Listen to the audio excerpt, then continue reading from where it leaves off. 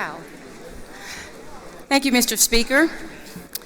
We have with us a group that is in the balcony. They are the Leaders of Color. Will you please stand?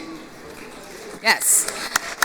This organization trains and supports community-based Black and Latino civic leaders.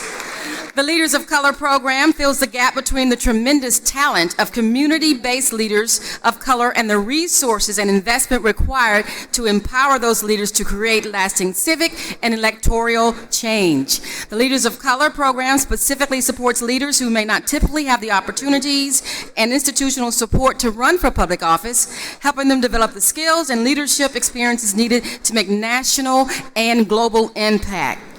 I am an alum of the Leaders of Color, so I thank you for this, what you have poured into me.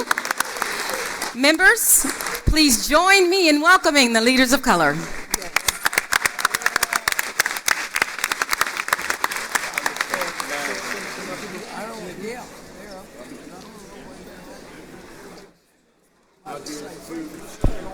Welcome to the Capitol. Thank y'all. Oh, you got me.